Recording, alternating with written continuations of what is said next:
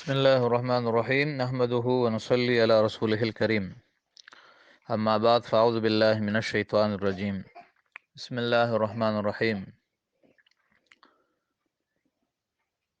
محترم سامعین و سامعات، آج کے سوگ میں کفنانے کا بیان پڑھیں گے، یعنی مردے کو کفن کس طرح دیں گے اور خاص طور پر عورت کو کفن کس طرح دیں گے، اس میں کتنے کپڑے ہونے چاہیے۔ مسئلہ نمبر 1، عورت کو 5 کپڑوں میں کفنانا سنت ہے۔ وہ 5 کپڑے یہ ہے: نمبر 1 کرتا، نمبر 2 ازار، نمبر 3 سربند، نمبر 4 چادر، نمبر 5 سینہ بند۔ ازار کیا ہوتا ہے؟ ازار سر سے لے کر پاؤں تک ہونا چاہیے۔ چادر اس سے بھی 1 ہاتھ بڑی ہونی چاہیے۔ کرتا گلے سے لے کر پاؤں تک ہو، لیکن اس میں نقلی ہو ناستین۔ سربند 3 ہاتھ لمبا ہو، اور سینہ بند چھاتیوں سے لے کر رانوں تک چوڑا اور اتنا لمبا ہو کہ بن جائے۔ اگر کوئی اس کو باندھنا چاہے اور اس کو گرا دینا چاہے تو آسانی ہو۔ مسئلہ نمبر 2، اگر کوئی 5 کپڑوں میں عورت کو نہ کفنائے بلکہ فقط 3 کپڑوں میں کفن دے، یعنی 1 ازار، دوسرا چادر اور تیسرا سربند، تو یہ بھی درست ہے اور اتنا کفن بھی کافی ہے۔ 3 کپڑوں سے کم میں کفن دینا مکروہ ہے اور برا ہے۔ ہاں، اگر کوئی مجبوری اور لاچاری ہو تو کم دینا بھی درست ہوگا۔ غربت کی وجہ سے ہو یا ایسی جگہ پر ہو کہ وہاں ملتا ہی نہیں کپڑا، تو پھر مجبوری کی وجہ سے درست ہوگا، اس سے کم بھی۔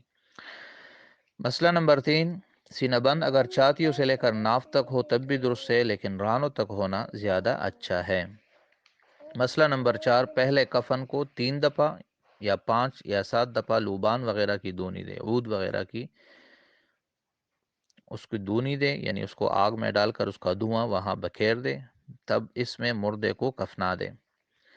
مسئلہ نمبر 5، کفنانے کا طریقہ یہ ہے کہ پہلے چادر بچھاؤ، پھر اس کے اوپر ازار بچھاؤ، پھر اس کے اوپر کرتا بچھاؤ، پھر اس کے اوپر مردے کو لٹاؤ اور پہلے اس کو کرتا پہناؤ،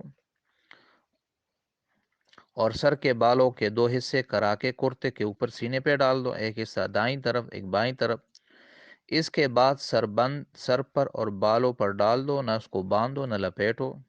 پھر اس کے بعد ازار لپیٹ دو، پہلے بائیں طرف لپیٹو پھر دائیں طرف، اس کے بعد سینہ بند باندھو، پھر چادر لپیٹو، پہلے بائیں طرف پھر بائیں طرف۔